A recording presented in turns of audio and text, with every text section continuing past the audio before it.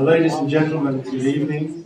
My name is John Hart. I'm from the School of Politics and International Relations, and it's my honour and pleasure to chair this public lecture this evening.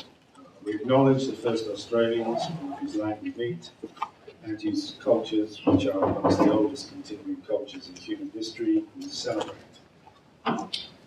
It's a particular pleasure to introduce our speaker this evening, Professor Howard Schweber from the University of Wisconsin-Madison.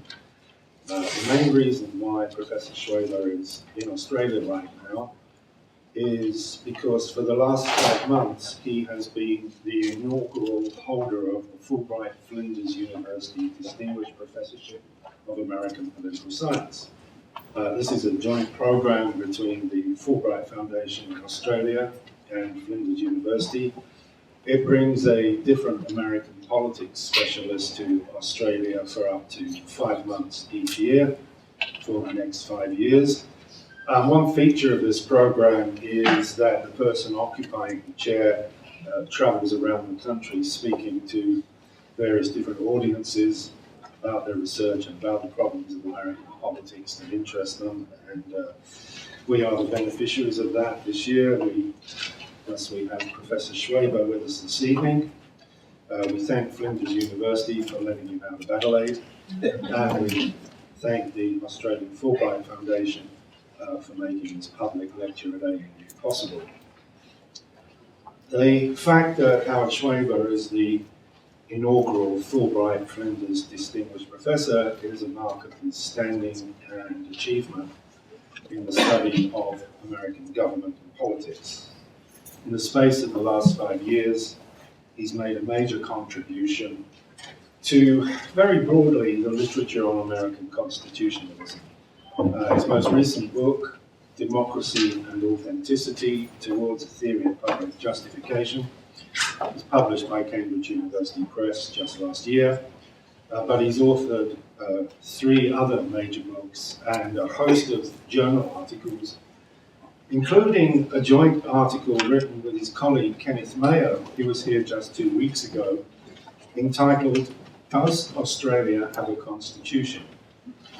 Now, just in case anyone in the audience tonight might be thinking of asking Professor Schweber that very question after he's finished with American conservatism, I should point out that the article is 127 pages long, and Professor Schweber is only with us for 1 day, so as chair I'll have to rule out that question on the grounds of time. His topic tonight is not the Australian Constitution, but rather religion, politics, and American conservatism. And given what's happening in America right now, the subject of his lecture couldn't be more timely. Conservative movement in America is clearly in the ascendancy. That ascendancy is closely connected with religion and religious values. It's obviously going to have an impact on the upcoming presidential election, but from down here in the Southern Hemisphere, it looks like the conservative movement in America is more at war with itself than with President Obama and the Democrats and progressive thinkers in America. Well, that's the context for tonight's lecture, and there's no one I can think of better able to unravel all of this than Howard Schweber. Howard, welcome to Canberra and to the Australian National University.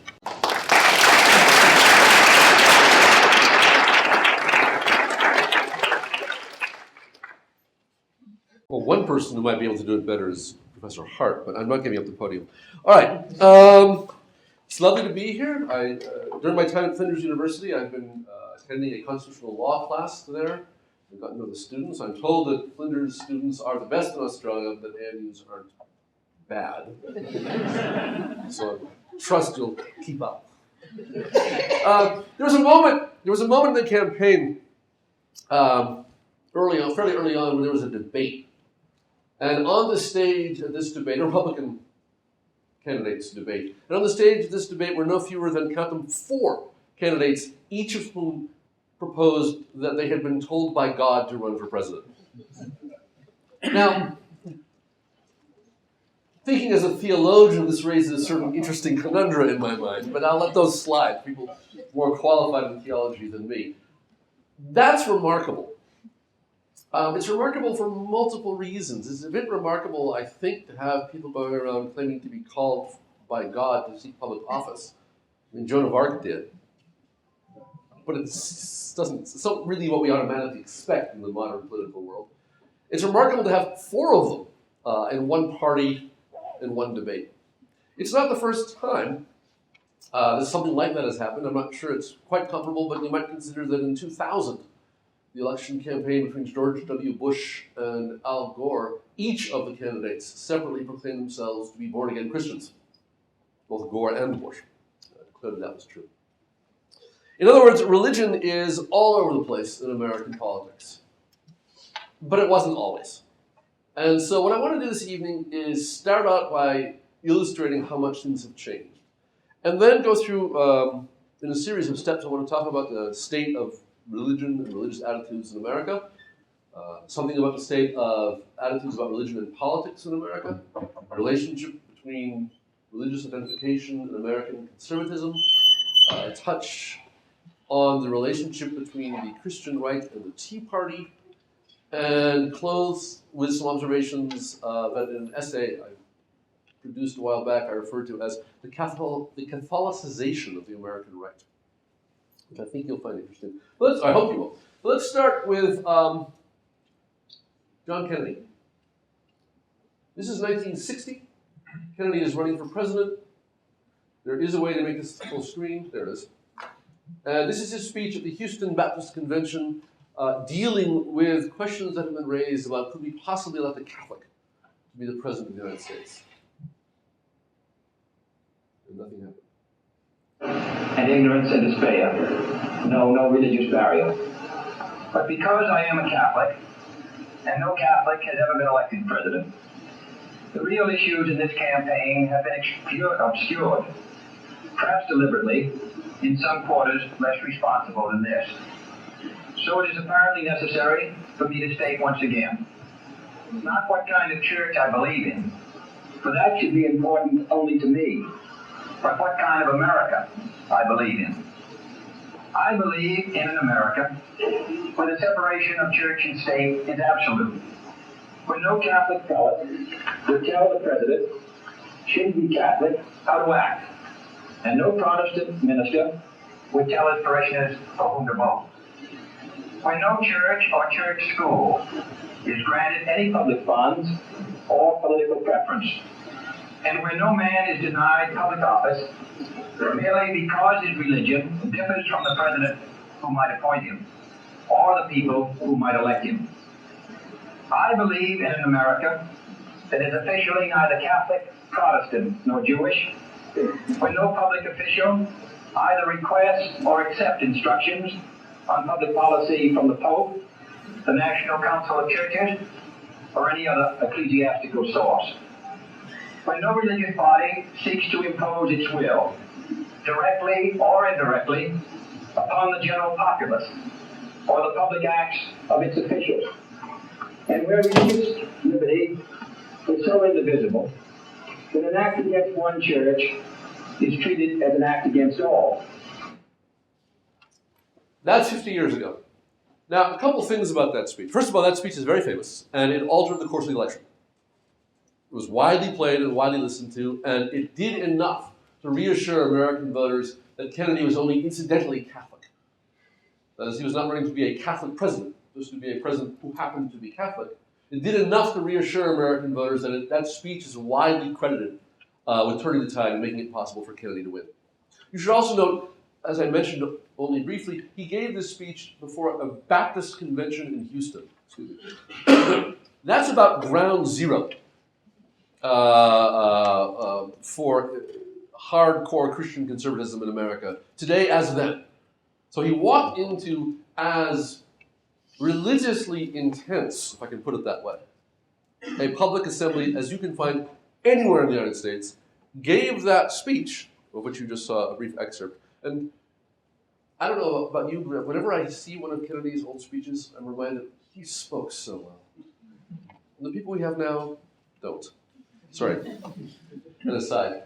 Walked into this, any word I use will sound pejorative, I don't mean it that way, but a hotbed of intensive Christian self-identification, and gave a speech which, as you just heard, declared the candidate's religion should be irrelevant, the voter's religion should be irrelevant, no religious teaching should be imposed on public policy, no religious authority or institution should attempt to influence public policy. I'm picking out the radical bits, or not radical then, but they'd sound radical now. I have news for you. If you ran for president today and said, as president, I assure you, no religious teaching will have any effect on public policy in my administration, you wouldn't get very far, certainly not as a Republican candidate. Why not? Well, let's take a look at Rick Perry's self-presentation. Rick Perry, excuse me, Perry was the governor of a great American state, was the front runner to be one of the two candidates for the position of leader of the free world.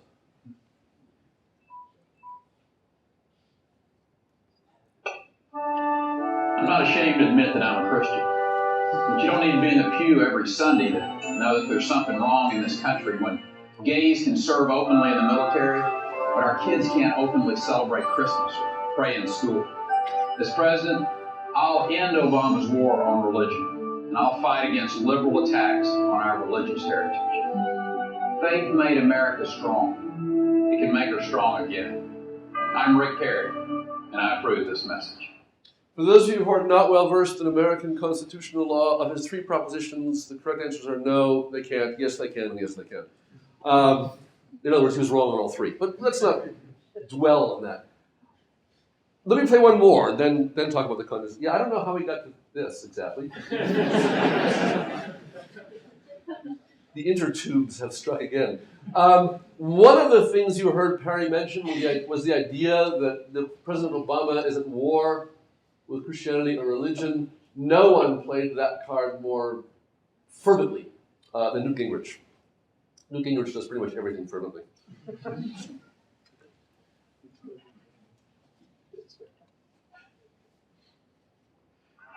And finally, many of you may have noticed that the Obama administration has declared war on the Catholic Church and other religious institutions.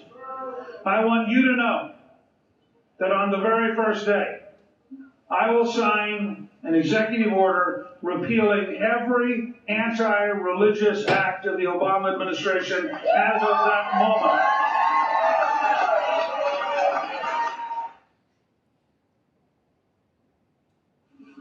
The Obama administration has declared war on religious freedom in this country, and people need to understand that.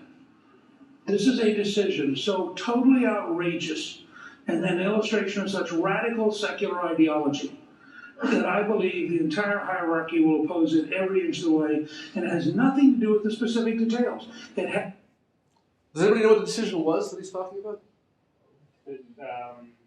Religious health organizations couldn't not give contraception as part of Actually, no. Religious health organizations were exempted. Health insurance plans maintained by employers who, for whatever reason, including religious, disapproved of contraceptives, would nonetheless be required to provide contraceptive coverage for their employees. And when Newt speaks of that idea being opposed by the entire hierarchy, you understand he means the hierarchy of the Catholic Church. That's the hierarchy that he has in mind in that sentence. All right, so obviously, in 50 years, there's been an absolute sea change in American politics.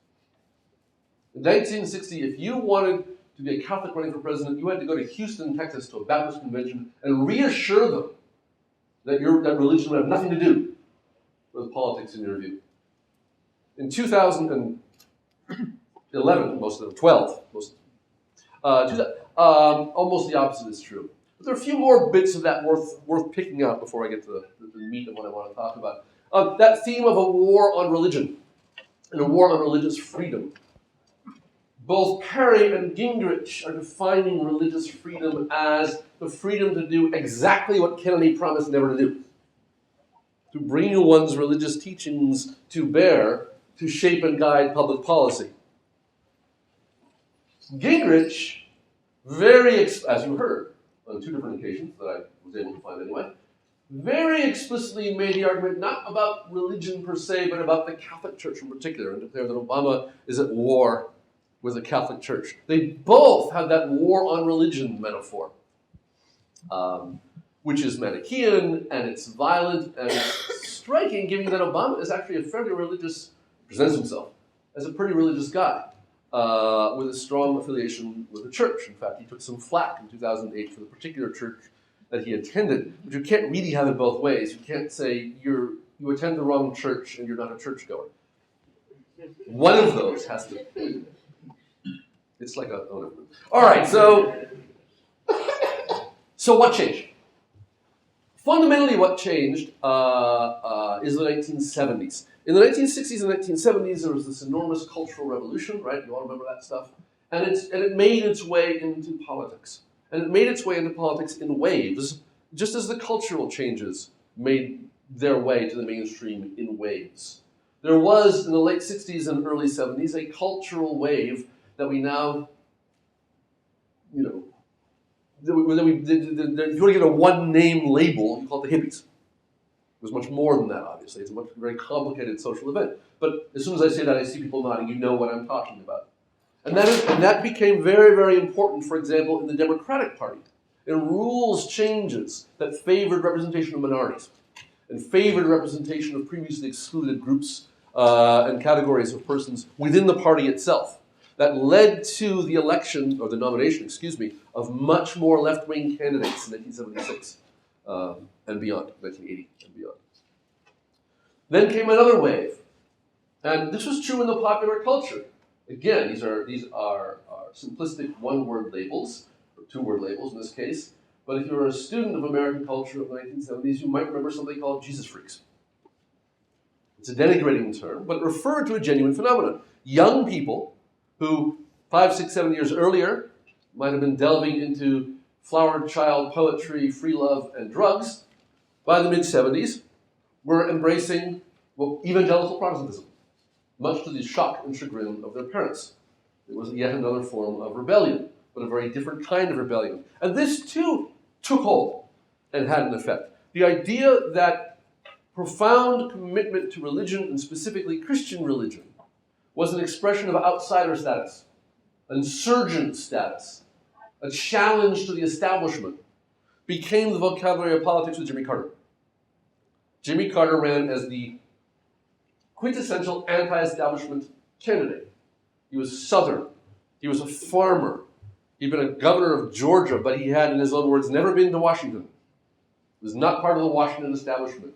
The resentment of the establishment and of old established ways of doing things that came out of the late 60s and early 70s came into the political parties as the rise of a new form of populism. This kind of populism in which the virtue is to not be of Washington, to not have experience in national government, and to be somehow, therefore, presumed to be pure. And one of the ways Carter did that is he brought explicitly religious language into his political campaign, which didn't have a big effect on Democratic politics, because the only segment of Democratic politics that was closely tied to religious self-identification were the African-American voters, who weren't going to stop voting Democratic in the first place, and didn't need any reminding of the connection between their religious faith and their politics in the second place. But it had a huge effect 4 years later when the Republican Party found a way to mobilize evangelical Christian voters in the moral majority in the Christian coalition that swept Ronald Reagan to power. And that is the point. If you had to choose a year, 1980 is not a bad one. But again, it was Carter who first, in modern times, brought this rhetoric into public political debate. And that is the moment at which the Republican Party suddenly had a very, very important constituency that was anti-establishment, populist, largely Southern, piggybacking on the anti-civil rights Southern strategy that Nixon had pursued to build Southern white support for the Republican Party earlier in the same decade. Largely Southern and profoundly religious. It's important to add one more piece of background. I realize this is a lot of stuff all at once, but I'm trying to paint a landscape, right? So here's the hill, and here's what's in the background. The background, the clouds in the sky, is a little bit of a history of American Calvinism. Calvinism being the dominant thread in mainstream and evangelical Protestantism, especially in the South. For strict Calvinists through the 20th century in the United States, to be involved in politics was a questionable undertaking. It was too worldly. It was too much concern with matters of this world and with power. It was too much mixing with the affairs of Caesar. It was viewed with suspicion. The huge change in 1980, and the population of self-described evangelical Christians did not vote. They had voter turnout levels below 20% throughout the decades which we have measurements, up to that time. From 1980 forward, that number skyrockets. There are suddenly a large block of evangelical voters. Ralph Reed famously once said, I can deliver 20 million votes. It turned out he was exaggerating. But imagine being the politician being told, talk my language and I can give you 20 million votes. That's a lot. And at that point, the Republican Party had this new piece in it. And that piece was always hostile to the established Republican leadership. The old Republican Party, from certainly the 1930s onward, actually more specifically, more generally from the Civil War onward, when the party was formed, was a party of East Coast bankers, wealthy elites. In the South, they were liberals. In the South, it was the Democratic Party that was racist and played race-baiting games. The Republican Party was a minority party of upper-class liberal reformers. In the 1960s, under the leadership of Lyndon Johnson, actually before the Harry Truman, when the Democratic Party embraced racial integration, the South went Republican. This is the titanic great shift in American regional politics. But the Republican Party had always been an upper-class party. It had never been an insurgent, populist, rural party until 1980. So that's our background. That's our history. That's how we got from Kennedy to Perry.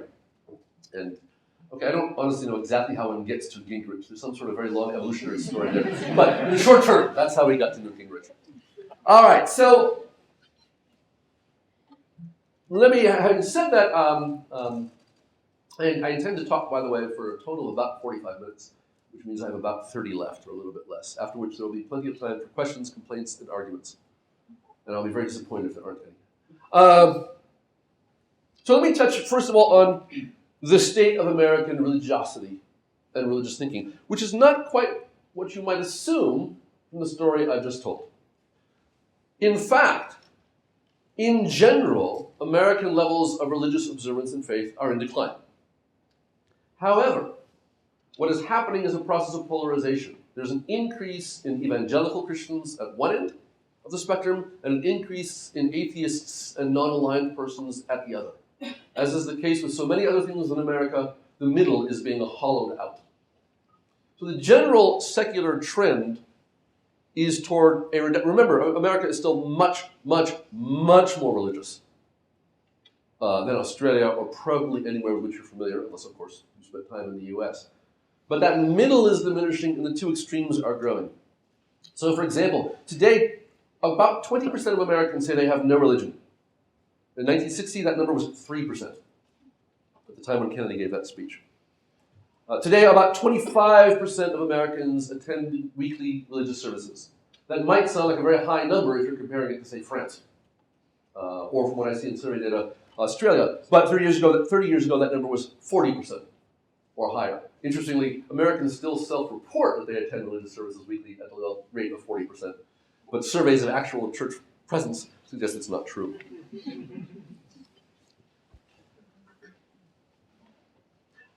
The percentage of Americans who agree that religious leaders should avoid political involvement. Now, this is one of those interesting placeholder questions. Should a priest, a minister, a rabbi, a bishop, an imam, should a religious leader also be a politician? The Catholic Church in America wrestled with this at a time when a priest named Father Drinan from Massachusetts was in the Congress, and the church, the North American Bishopric, ordered that Catholic clergy members could not hold federal office. But the question is about attitudes. In 1991, 30% of respondents said yes, religious leaders should not be political leaders as well. In 2008, that number had gone up to 44%. It's still a minority. So it's a very religious population with a very strong tie to politics, but the direction of the arrow is toward a decline and a polarization. There's a 50-year secular trend from 1945 to 2005, substantial rises in two categories, evangelical and unaffiliated, and declines in everything else. For a really interesting snapshot, we look at college-age millennials. that is the current generation of people in college, young adults and slightly more. 25% of college-age millennials have no religious affiliation, as compared to 20% overall. A bit more. What's really striking is only 11% of college-age millennials say they were raised that way. So as the young people of the current generation come to college age, very large numbers of them are moving away from the religion in which they were raised. They are less likely than the general population to identify as evangelical Protestants. They have higher rates of belief that the Bible is not the inerrant word of God, and much higher rates of favoring things like same-sex marriage. In case you're curious, in the 1970s, over 40% of Americans said that the Bible should be taken literally. In 2008, that number had dropped to 30%, which is less, but kind of a lot, depending on how you think about it. No one is suggesting that America has become a secular nation. And in fact, if we look for signs of persistent religiosity, they're not hard to find. In 1994, 96% of Americans believed in God. That number has dropped to 91%. 77% believe in angels. 83% believe in a God who answers prayers. But if you ask how important is religion in your life, the answer, not very important. In a 5-year period from 2005 to 2010 has gone from 10% to 17%. So again, it's bilateral, it's bivariate distribution with growth at both ends of the spectrum. That's probably not unrelated to the fact that 32% of Americans do not think a Muslim should be allowed to run for president, and 28% of Americans do not think a Muslim should be allowed to sit on the U.S. Supreme Court. Roughly the same fractions that self-describe as intensively believing Christians. Not necessarily the same people, but there's probably some relation there. All right. So that's all indirect. That's talking about how religious are Americans, and how do Americans think about religion. But the question for us is the relation between religion and politics, which may or may not be the same, right? So for example, in 2011, 29% of Americans would like religion to have more influence in the United States. 29% would like it to have less. 39% say roughly the same as it is now is just fine. Is the influence of the religious right in 2005 too much? Yes, says 39%. Too little? Yes, says 18%. About right? 39%. Which worries you more? Public officials who don't pay enough attention to religion and religious leaders, or public officials who pay too much attention to religion and religious leaders? And now I want to start breaking this down a little bit. The general answer for all registered voters is that 51% worry that politicians pay too much attention to religion and religious leaders. 35% worry that politicians don't pay enough attention. That's overall. Break it down by party. Among Republicans, it's reversed. 53% say politicians don't pay enough attention. Almost exactly the reverse of the general pattern. Among Democrats, 65% say politicians pay too much attention. So attitudes about the relationship between religion and politics very closely track party affiliation. Attitudes about religion generally spread across the nation. And I've pointed out to you there's this polarization of religious attitudes. What we're now seeing is that if you push the question to ask specifically about the political consequences of religious faith, you get a very, very direct tracking of the parties. Should a president's religious beliefs influence his policies? 58% say never.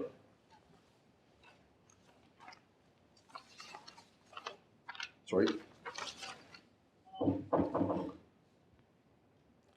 And between 2005 and 2012, the percentage saying politicians should not rely on their religious belief to make policy went from 55% up to 63%.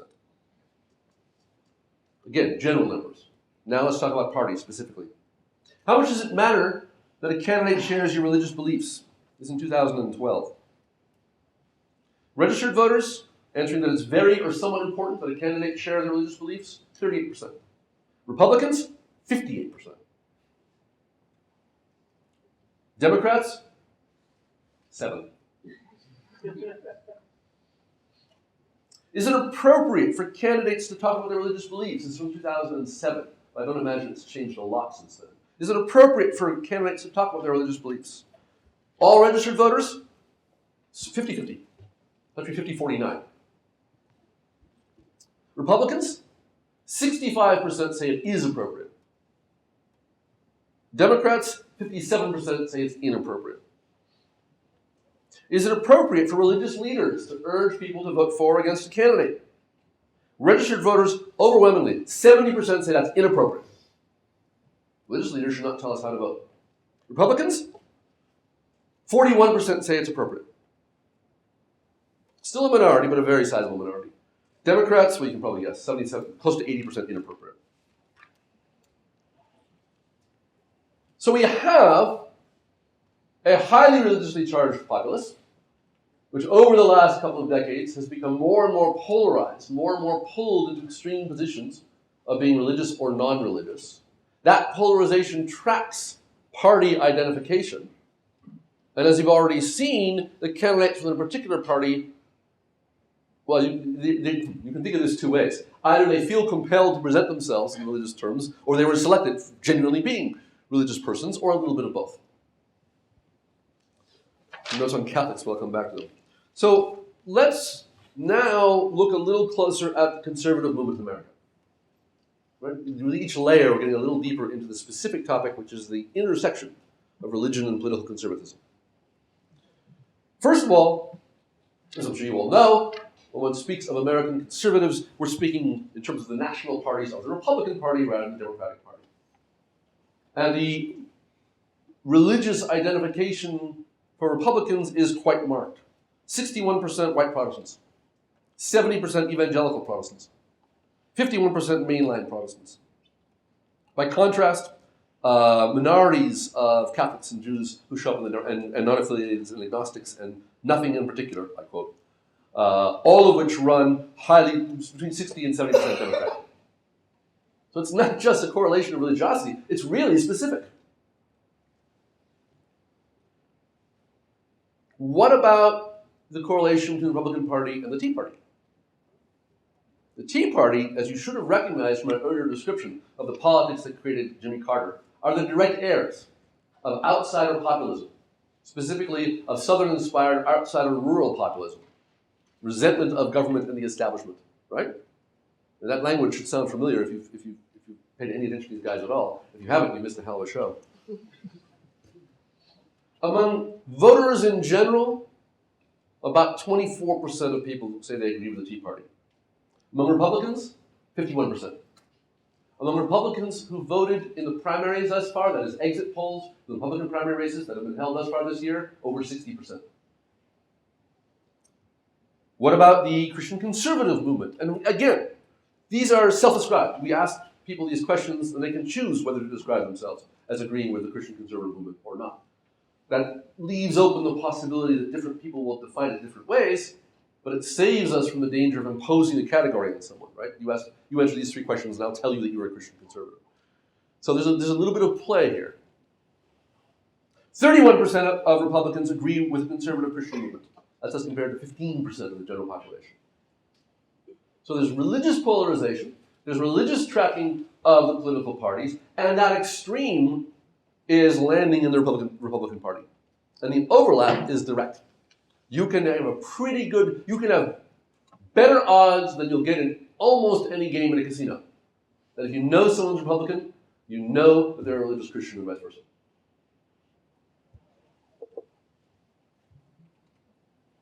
Remember that, a couple more, I have to be honest, I just like these.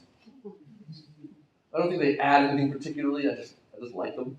Well, maybe they do. We'll see if we can build something out of them. Is capitalism compatible with Christianity? It is easier for a camel to pass through the eye of a needle. Some of you went to Sunday school. Is capitalism compatible with Christianity? All voters? No, by 44 to 36. Democrats? No, by 53 to 26. Republicans? Yes, by 46 to 37. Tea Partiers? Yes, by 56 to 35.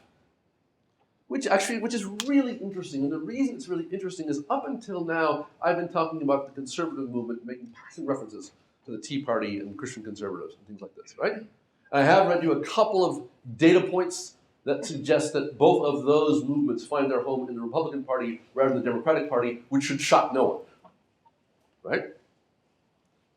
But the standard narrative, at least as I've heard it throughout the election cycle for the last several years, is that the Tea Party and religious conservatives are two separate and discrete phenomena. That the Tea Party is essentially a secular small government movement, whereas religious conservatives are driven by moral concerns, religious principles, and values. That these are two disparate elements in the Republican coalition. It turns out that's simply wrong. It turns out there's immense overlap between the two. David Campbell and Robert Putnam, you might know Campbell's name, you likely know Putnam's name if you're in political science, have just come out with a book. They studied Tea Party membership from 2006 and then revisited their study subjects in 2011 in order to get long-term data, panel series data. They found that Tea Party members were overwhelmingly partisan Republicans who had already been active in politics before joining the Tea Party. And then on the list of their concerns, putting God in government came before shrinking government. That's interesting. If we wanted to try and give that some kind of mathematical, well, as much precision as we can get with these numbers that I'm throwing around, you'd ask the following question. What's the level of crosswise support? If the Tea Party and the Christian conservative movement are genuinely discrete and separate movements, then Tea Partiers ought not to be more supportive of the Christian conservative movement than the general population, and vice versa. Right? If they're oriented along different issues, different sets of attitudes, then being a member of one group ought not to increase the probability of supporting the other.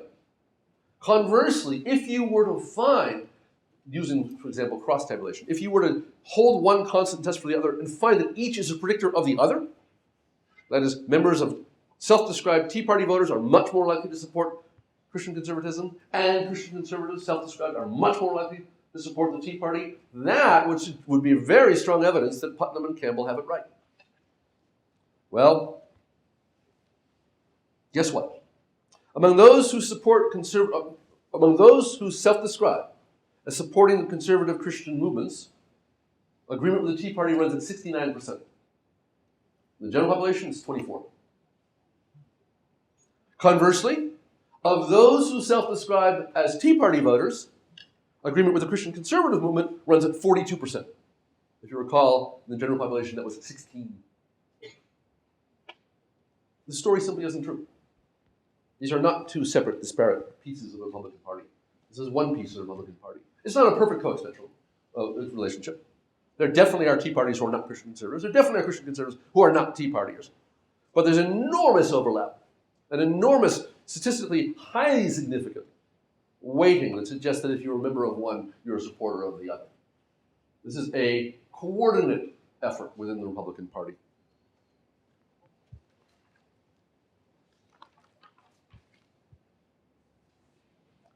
How does that play out in terms of attitudes?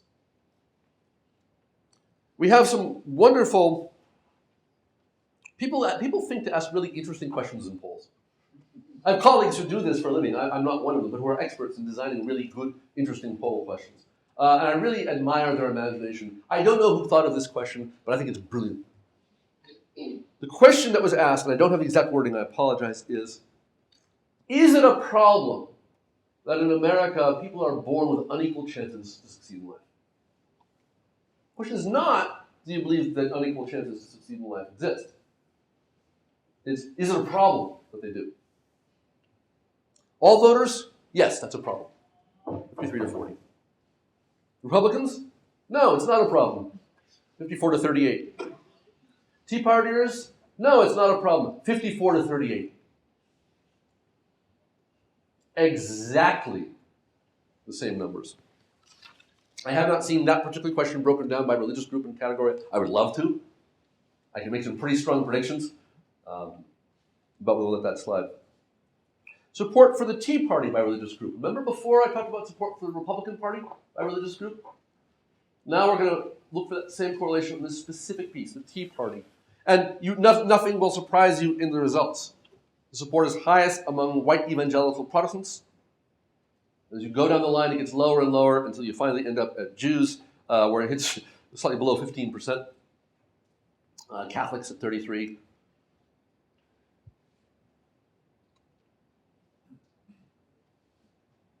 Tea Party, self-described voters were asked, what is the major source of your position on a series of issues? And by majorities of close to 60%, they said, our religion. And what were the issues? Same-sex marriage, for example. Among on the issue of same-sex marriage, all registered voters, this gets support at about the 42-43% level. That number has moved recently. President Obama's statement in support of same-sex marriage had an absolutely extraordinary effect. 36-point change in the attitude of African-American voters in Maryland, which is considering a referendum question on this issue. There's a lot of movement on that question within the minority community, which should be watched very closely. Afterwards, perhaps we can talk about what that might mean. That's a very, very interesting phenomenon. But prior to that happening, among all registered voters, support runs at about 42 to 44%. Opposition runs at about 48-49%. Among Republicans, opposition runs at 67%. Among Tea Partiers, opposition runs at 64%. Now think for a second about that. There is nothing in the standard description of the Tea Party as libertarian, anti-establishment, anti-big government, anti-corporate. There's nothing in any of that that ought necessarily to correlate with being opposed to same-sex marriage. You only get that correlation if you factor in what I've already showed you, that by overwhelming majorities, Tea Partiers are also Christian conservatives. Abortion should be illegal in all or most cases. Registered voters, 42% agree. Tea Partiers, 59% agree. Abortion should be legal in all or most cases. General public, 52%. Tea Partiers, 34%. Religion is the top influence on voters' views of abortion and homosexuality. That is, voters were asked, I mentioned this a moment ago, voters were asked, what is the biggest influence on your views on these issues? Registered voters, 37% cited religion as the source of their attitude on questions of same-sex marriage and abortion. Republicans, 52%. Tea Partiers, 53%.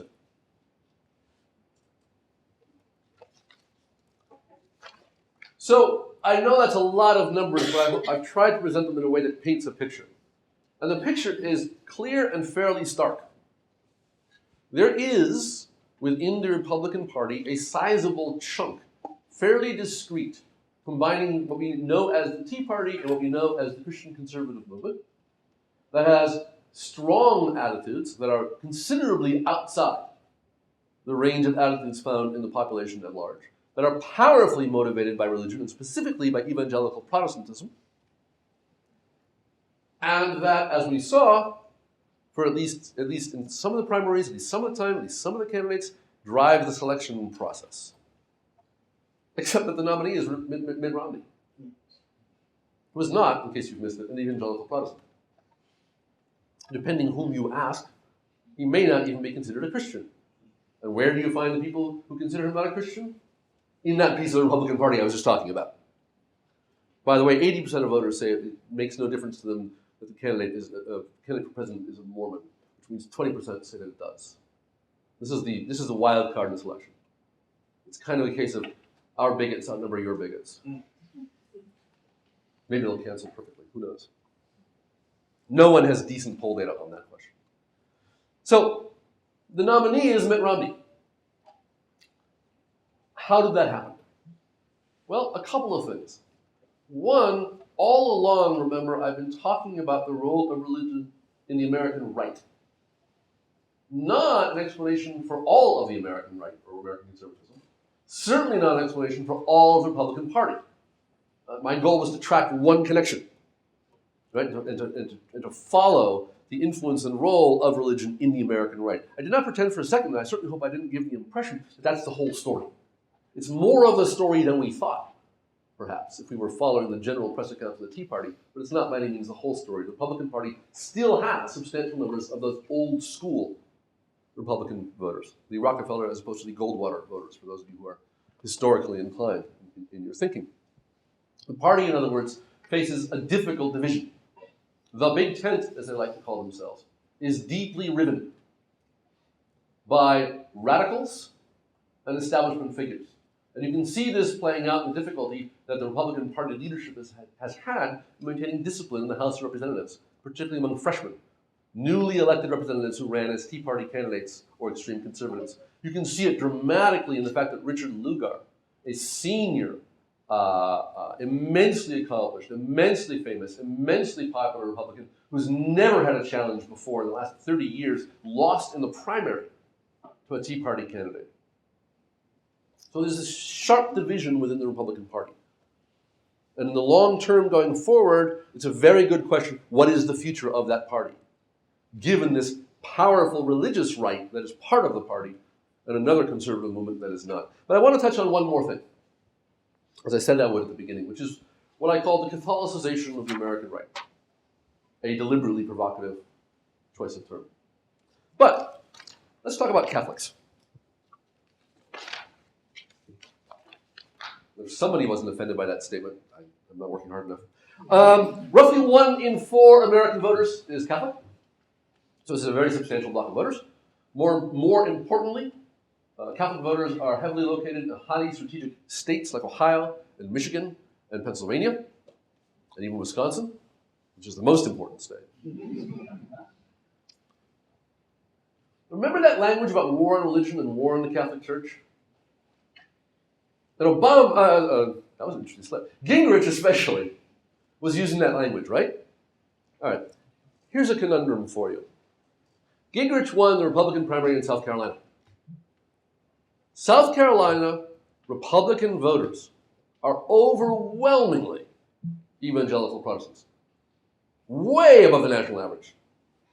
We're a double self-selection here. South Carolina, it's Republican, or triple. It's Republicans, and it's Republicans who show up to vote in primaries. Primary elections tend to have low turnouts. It tends to be the most motivated, most intensely partisan voters who show up. In South Carolina, Republican primary voters are something like 80% self-described evangelical Protestants. The assumption has always been, the understanding has always been, that evangelical Protestants are values voters. They want a candidate who shares their values. I read you some poll data about the importance that the president or a candidate share my religion. If you make it broader than that and share my values, everything that up until now we thought we understood about evangelical, profoundly Christian voters, profoundly religious voters, but especially profoundly religious Protestant voters in America, so they vote the values. That's why they liked George W. Bush. He shared their values. He was a born-again Christian. He had defeated alcoholism. There's a narrative of redemption through faith that appealed. He killed on the question of which candidate you'd rather have a beer with. He outscored Gore by like 40 points. And frankly, if I had to have a beer with one of them, I'd probably choose Bush. Doesn't necessarily mean I'd vote for him. On cares about people like you, cares your values, understands your life experience, Bush wiped out Gore. And it's generally agreed, and I believe that it's true, that that's why he won. And there's always more explanations than one, but that's certainly one of the pieces that enabled him to beat Al Gore in 2000, despite the fact that Al Gore was coming into the election as the vice president of a very popular sitting president.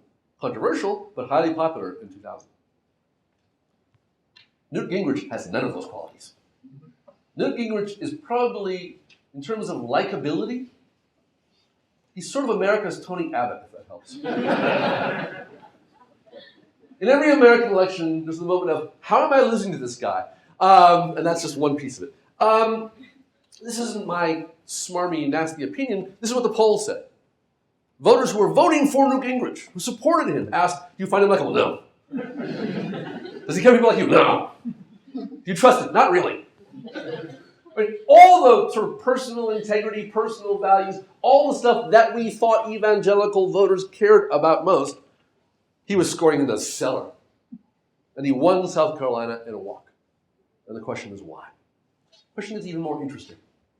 As you heard, after an adult conversion some years ago, shortly after he married his third wife, something else that really we would have expected would have unsettled evangelical Protestant voters. Oh, if you don't know Newt's personal history, trust me, it's not suitable for children. Not only, but so he's Catholic. And in fact, strikingly so is Santorum. Strikingly so are an enormous number of the leading intellectuals, writers, pundits, journalists, people who are supporting the Christian right movement. And they're drawing support from evangelical Protestants. Even more striking than that, people like Gingrich and Santorum, both of them, draw much more support from evangelical Protestants than they do from Catholics. If you listen to the numbers I was reading you before, Catholics score pretty low on bringing their religion into their politics. They score pretty low on wanting politicians to have the same religion that they do. They score really low on this whole war on religion crap. The people who find that narrative compelling are evangelical Protestant voters. There's something very strange about that. Evangelical Protestant voters are flocking to follow Catholic leaders to defend the Catholic Church against Obama's war on Catholicism. Nobody finds this at all odd? It's very different from 2000. The evangelical Protestant, the Christian coalition, the Christian conservative movement is evolving. It is changing. It has become much, much angrier. It has become much more confrontational. It has become much more about defining politics in the manner in which the Catholic Church has always defined religion. The church is the fortress of light, and out there are savages.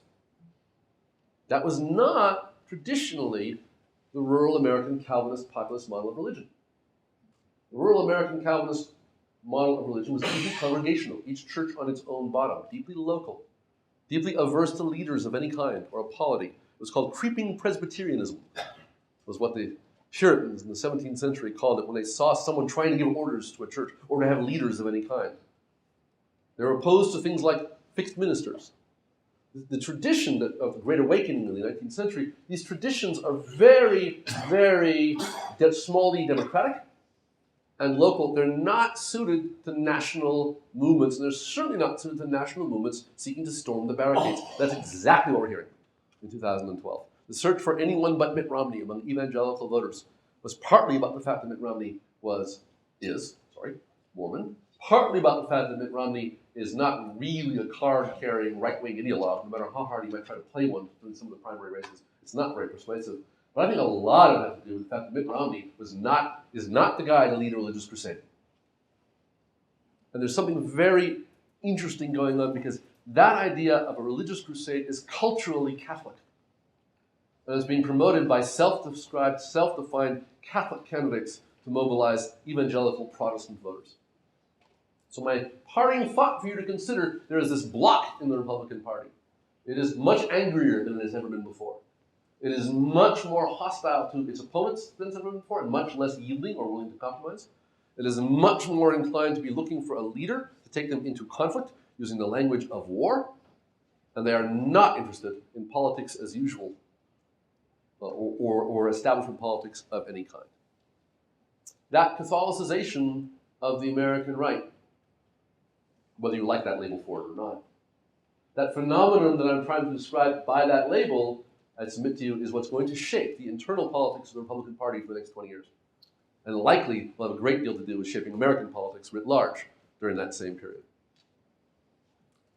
There are lots of ways that could play out, but for the moment I'll make the obvious one, which is there will remain a coherent, angry, highly mobilized, highly politicized population of anti-establishment insurgents who are religiously motivated, who are concentrated, although not exclusive by any means, but are concentrated in the South, in certain particular areas of Midwestern states, who are going to be the problem for the Republican Party and the challenge for the Democratic Party, and how the two parties respond to that challenge, much more, I think, than the growth of the number of Hispanic voters, for example. That's what's going to shape the tenor of American national politics going forward. Last comment, I suspect Obama will be reelected narrowly after a long, boring, bruising, uninspiring campaign. I said that because I knew somebody would ask me. I'm delighted now to open the floor to questions and complaints and counter-arguments. Because we don't have a portable microphone, what I'm going to have to do is repeat the question for the purpose of the recording, which ends up on YouTube. Well, I'll do that. I can do that? Sure. Fine. I'll leave it to you. Thank you very much. Yes, sir. I'd like to turn my question to the influence of religion on US foreign policy, and specifically Israel. Now, some months ago, and I think it was late 2011, Obama made a speech about this, and he said we need to go back to the 1967 borders, which got a predictable reaction in Israel. We've heard nothing about that in an election year, and I guess that's also predictable. But since middle of this decade, there's been the rise of organisations like Christians United for Israel, Pastor Hagi, and not 1 centimetre of Jerusalem is to be given up. What's your take on the influence of the broad Christian right and perhaps the subset of the Tea Party? Does this issue of Israel still resonate? And is that the reason that Obama has gone quiet, or is it slipped into the background? I already forgot. I apologize. The question is, to what extent does the Christian right or religious identification in general influence American foreign policy, specifically with respect to America's relationship to Israel? The context is that Obama gave a speech not long ago calling for Israel to return to its 1967 borders, which, as the questioner puts it, got a predictable response in Israel. Since that time, we have not heard much about it. Is that because the resonance of the desire on the part of religious conservative voters to only support candidates who are strongly pro-Israel, as they understand that concept, is driving the political process? Is that a fair summary of the question? In the first place, I have to differ with a couple of your empirical assumptions. Obama didn't call for Israel to return to the 1967 borders. He called for Israel to move within borders based on the 1967 borders, explicitly including land swaps. That's a technical detail, but a really important one in that particular game. Secondly, the reception of Obama's speech in Israel was predictable, but not in the sense that people probably think. There's much, much more support within Israel for giving up territory than there is among at least the main voices one hears of American conservatives and American Jews. The Israeli response was about 50-50. The Israeli response is almost always about 50-50 on any of these questions. You might remember a few years ago, Jimmy Carter got himself in deep trouble for referring to the Israeli regime in the West Bank as apartheid. Israeli newspapers refer to the regime in the West Bank as apartheid daily. It's a standard part of the political language. So there's a kind of American politicians are much more sensitive on Israel's behalf than Israelis are, for whatever that's worth. To get to the actual question, yes, absolutely. The Christian right is powerfully pro-Israel, in some cases by virtue of explicit theological commitments. There are various prophetic traditions that require the Jews to have reestablished a state in Israel as a step toward the eventual return of the Messiah. This isn't my turf, but partly, though, also it's part of this general us against them, light against darkness, Manichaean view of politics. The narrative that Israel is a pro-American democracy in a sea of hostile savages, that plays really, really well. And partly it ties into the neoconservative movement, which was very strongly led by right-wing Jewish intellectuals. There's a really interesting chapter in Irving Kristol's autobiography. He points out you can trace the American neoconservative movement to one table in the lunchroom in Brooklyn College. There was one table where the Trotskyites sat, and there was one table where the Stalinists sat, and they hated each other. And the Trotskyites eventually became the neocons. But yes, so there's the neocon movement, and all of that has been a very, very effective narrative. It's also not true that we haven't heard anything about it. We haven't heard anything about it from Obama, but Gingrich brought it up a lot in Florida. And a number of the Republican candidates, including Santorum, have made a point of declaring how much better a friend they intend to be to Israel than, as they put it, Obama has been. And of course, Mitt Romney has a tight and close personal relationship with Benjamin Netanyahu due to past business dealings. And Netanyahu's preference this election is really clear. Just to add a touch of color to that, I'm occasionally accused of spinning conspiracy theories. Among the leading neocons in the Bush administration, you might recognize some of these names. Daniel Pearl is on the board of directors of the Jerusalem Post. Douglas Feith was a paid consultant to the Netanyahu government last time it was in power. Richard Pearl. Daniel Pearl's a journalist. That was embarrassing. Richard Pearl. Douglas Feith and Paul Wolfowitz also was a consultant to the previous Netanyahu government. What's really interesting is that they wrote a white paper for that government talking about the long-term strategic interests of Israel, and there were about 16 or 18 recommendations, one of which was we should get the United States to invade Iraq. I merely note the distance of the stop. Yes, sir. What do the non-religious groups within the Republican Party, what's their attitude to this hard line stuff? Terror. You can pick up a newspaper almost. I'm sorry, I have a functioning brain for this. The question is, what is the reaction of the non-religious elements of the Republican Party to the phenomenon that I have been describing? And the answer is terror. You can pick up an American newspaper almost every day now and see some prominent Republicans saying, "Oh my God, what's happening to my party?" Will they stay? Will they stick, or will they shatter? Who knows? It is, we are used to radical change is unimaginable until it happens, particularly in America, which is such a big, massive battleship of a place that to steer it can only happen slowly. But I never dreamed I would live to see an impeachment, for example. I never dreamed I would live to see an election like 2000.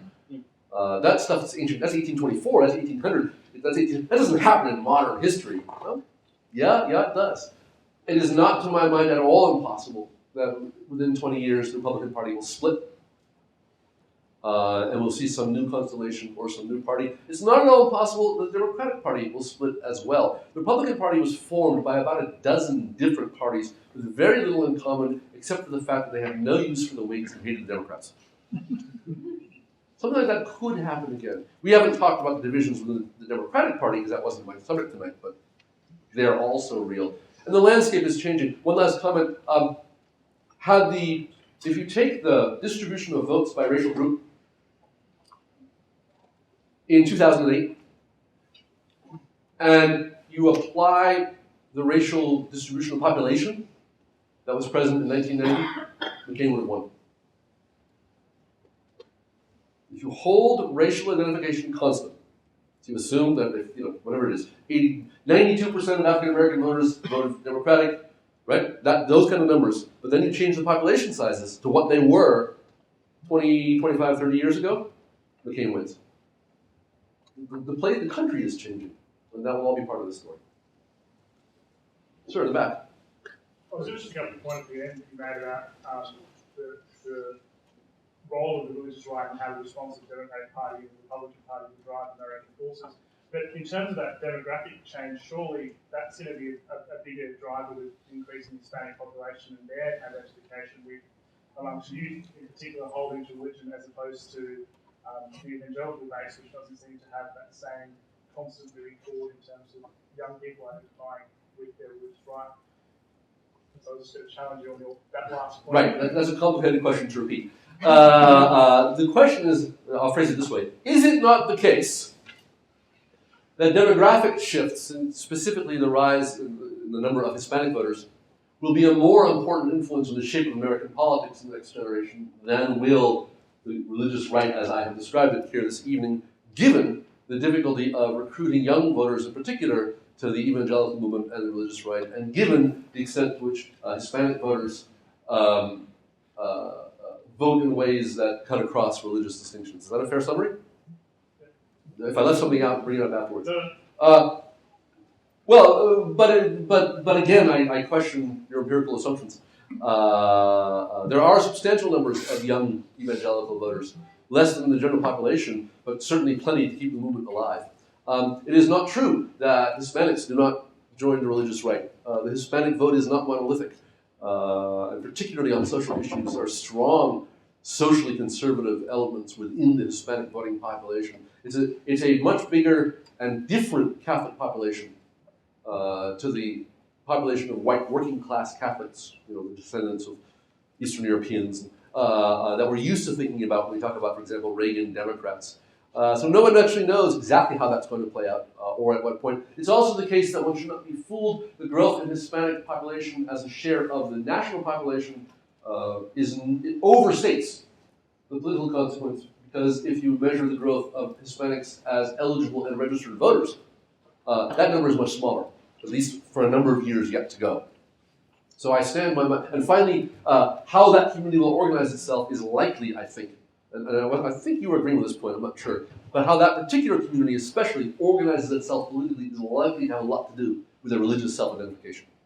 So, no, I stand by my thesis. Sir. Howard. Hi, Paul. Go How are ahead. you? I'm glad that I still understand your accent because you still speak as quickly as ever. Me? Yes, wonderful to hear you again.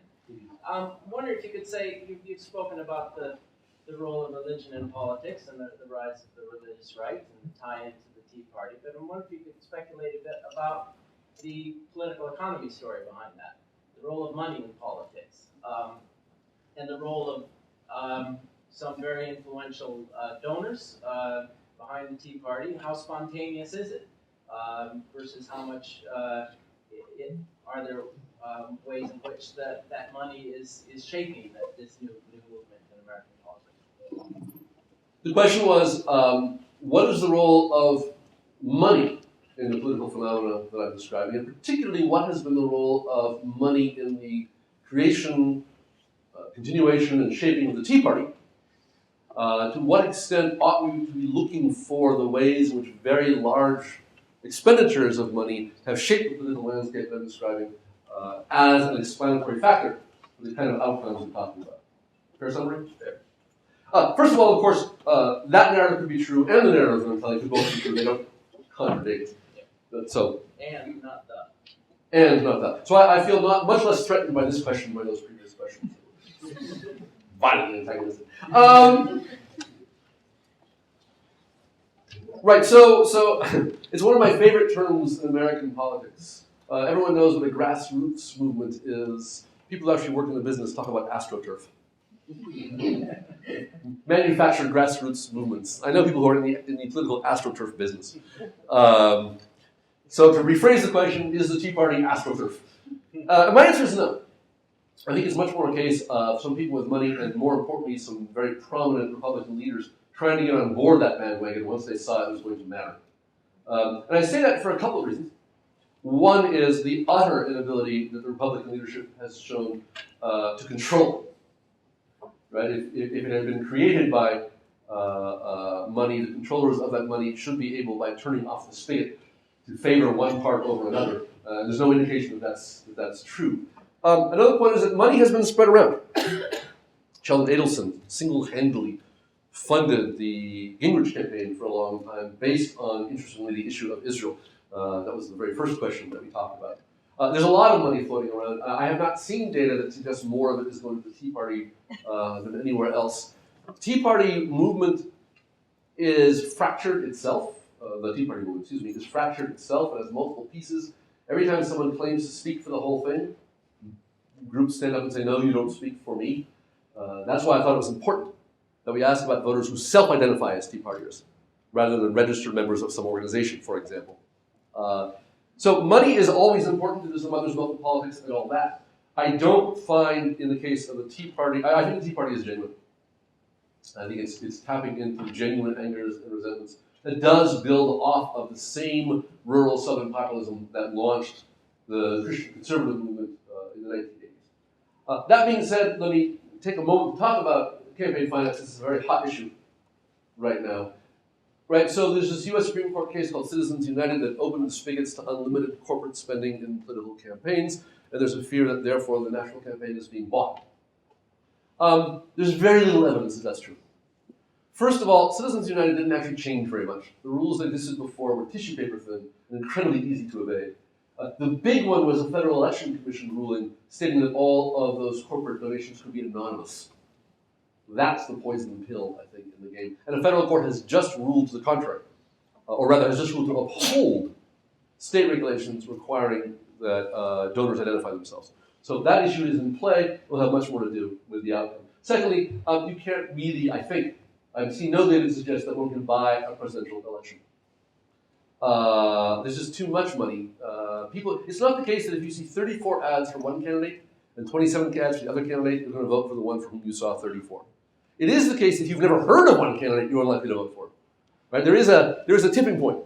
There is a minimum. Past that point, there's no evidence that more is always better. Where campaign finance, unrestricted campaign finance, is going to make a huge difference is down ticket. Congressional races, state races, local races. Paul used to live in Wisconsin. He will recognize, I think, my reference to Wisconsin judicial elections that were suddenly flooded by outside money. Judicial elections are statewide elections where you don't know very much about the candidate. It hasn't been the governor. It hasn't been someone you've seen in the paper every day. They're not allowed to tell you how they would rule on future cases, right? So in limited information, local elections, something like that, $50,000 would make a huge difference. And $100,000 really can buy an election. So I'm very, very concerned about the power money will have in local elections. And that's where I look, by the way, for money in the Tea Party to have an output. Will the money oppose the Tea Party? Will the money support the Tea Party? That's going to be a very, very interesting question to follow. But in terms of the presidential election, I don't think it's a real issue. Yes? I was wondering, what will be your input on looking at all of the changes that you've talked about with the more intersection of religion and politics lately in a country, in a democratic country like the United States, where the Constitution is based on separation of state and church. I was wondering if you have any comments. Sure. The question is, I'm going to rephrase it slightly. What shall we say about the tension, the evident tension between a political system that is ever more permeable to religion and a constitutional order that is based on the separation of church and state? A reasonable. Well, I should point out that you say the Constitution is based on separation of church and state. Religious conservatives disagree with you. This is one of our debates. What does the Constitution mean? One of the beauties of American politics for me, I teach constitutional law, is that the Constitution is at the heart of every one of these debates. What does it mean is right up front and center. John Kennedy very clearly told you what he thinks it means. Rick Santorum, one of the Catholic candidates I've mentioned, gave an interview earlier this year in the campaign in which he said that Kennedy speech makes him want to throw up. His phrasing. But what does the Constitution mean exactly? If it were easy, I'd be out of a job. I agree with you. I think you're right. I think there's a problem here. I'll lay my cards on the table. I need much more toward your interpretation of the First Amendment than Rick Santorum's. Probably not a surprise. I think it is an enormous problem, not so much for the specific question. For example, does the First Amendment permit public funds to be used to pay for private schools? Or any of the specific issues that come up in terms of policy questions, but much more broadly in terms of the theory of democracy. What I mean by that is this. In a democracy subject to constitutional limitations, the majority rules on policy questions. Right? But there's a little more to it than that. There's an assumption that the majority will justify what it's doing to those who disagree with it. Right? There's an assumption, Cass Sunstein referred to the United States constitutional order as a republic of reasons. No one has the authority to do something just because I say so. That's a king. Democracies don't work that way. In democracies, we owe each other explanations and reasons. That doesn't mean you'll win the argument, but we owe it to one another to try and explain why we're doing what we're doing. That's one way of understanding what the Constitution is all about on that score. If you have legislation or government action backed by the coercive power of the government, justified by nothing other than direct appeal to religious doctrine, then to anyone who does not share that religious doctrine, that's completely arbitrary. That's because I say so. And there are more of us. And to my mind, that's the deep danger. That's the deep way. In a pluralistic society, justifying government action, a pluralistic democratic society, justifying government action by appeal to what are called sectarian reasons denies the fundamental premise of the Constitution. Not so much that particular clause of the First Amendment, but the idea of phrases like due process of law and equal protection under the law. Well, that's my deeper concern. Sir? Does the Tea Party peak? Has the Tea Party peaked? Nationally, clearly yes. But on the other hand, it's not going away. That is, In 2010 was a big protest vote against the Obama administration. Republicans won in enormous numbers at every level. And it was a midterm election, so turnout was low. But among the people who voted in that election, 40% identified themselves as Tea Partiers. That number nationally is down, level of support is down to say 24%. Nationally, yes. The possibility of the Tea Party being a national political force in a way that at one time, for example, it was thought that the moral majority might be, has peaked. But the Tea Party isn't going anywhere. There's a very solid, very sizable core that shows no sign of weakening. The defeat of Lugar and the challenge to Orrin Hatch, I mean, the ability of the Tea Party to mount serious and even successful challenges against very well-established Republican figures in this year's primaries is a very powerful reminder to the leaders of the Republican Party that they're still here and they have a lot of muscle. So yeah, they peaked, but that doesn't mean they're going away. They've stabilized. I think they've stabilized as a significant minority group, big enough to be a chunk, a sizable piece within a national party, the Republican Party, particularly when we recognize the extent to which they overlap with religious conservatism.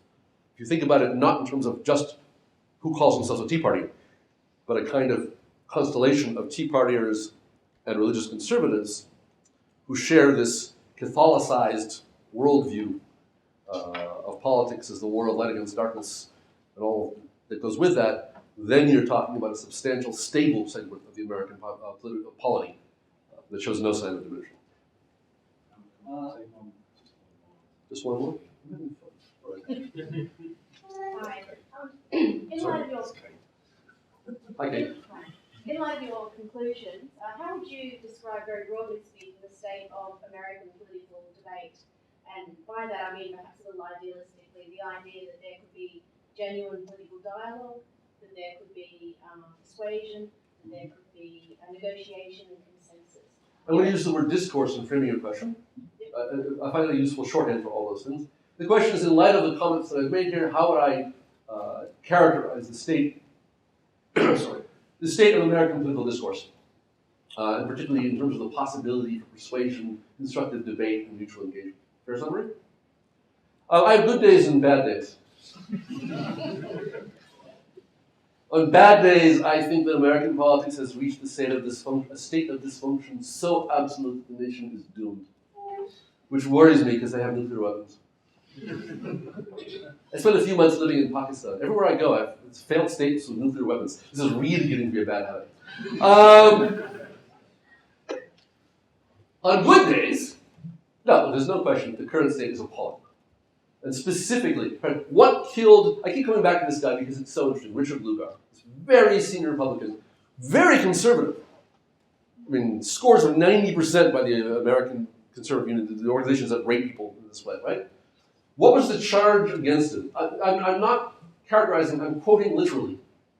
The charge against him was he works with Democrats in the Senate. He was guilty of occasional bipartisanship. And Orrin Hatch was accused of the same thing. This piece of the Republican Party that I'm talking about, and I'll use my own term again because I find it useful, the Catholicized American right, does not believe in dealing with the enemy, or talking to the enemy, or cooperating, or communicating with the enemy. You cannot speak with someone whose mind is clouded, who's made defective by sin, to put it in explicit terms. So the state of our dialogue is unbelievably bad, worse even than you think. That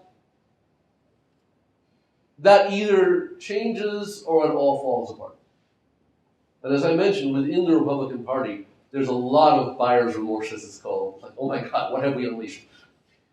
Among the leadership, there's a lot of fear and concern about this group. My suspicion is that by the next presidential election cycle, and one after that at the latest, this core that I'm talking about will have managed to alienate and to isolate itself from the broader Republican Party.